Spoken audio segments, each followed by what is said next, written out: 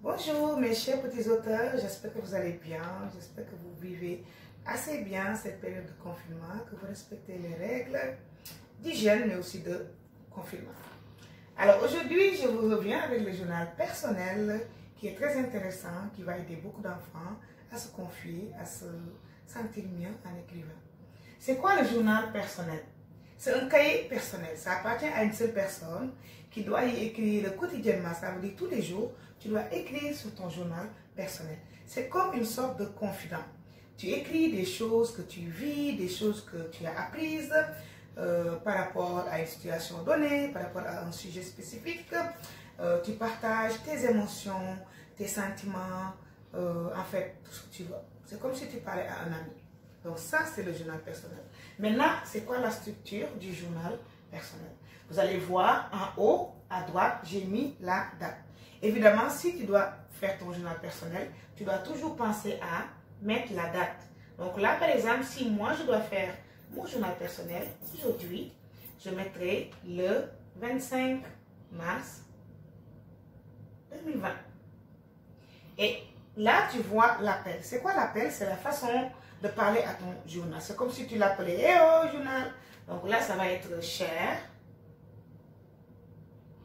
journal ». Voilà pourquoi on dit que c'est une sorte de confident.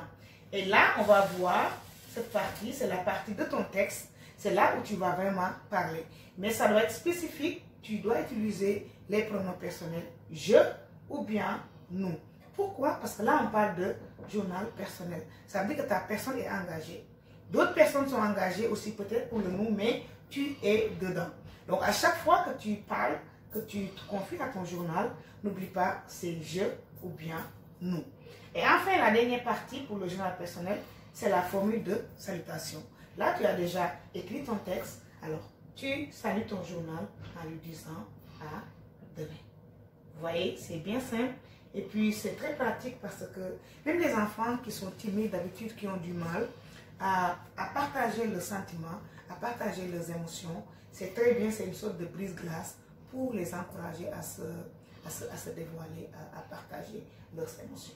Moi, par exemple, si aujourd'hui je devais écrire mon journal personnel, qu'est-ce que je dirais, par exemple?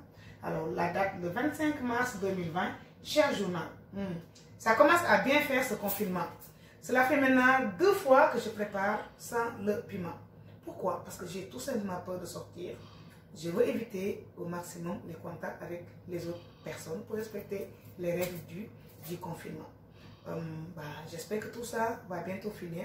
En tout cas, je donnerai tout pour retrouver ma salle de classe, retrouver mes élèves et me ressentir active. Voilà, et là je dirais, ah oui, peut-être bien que je ferai même un creux pour montrer que je suis vraiment fâchée.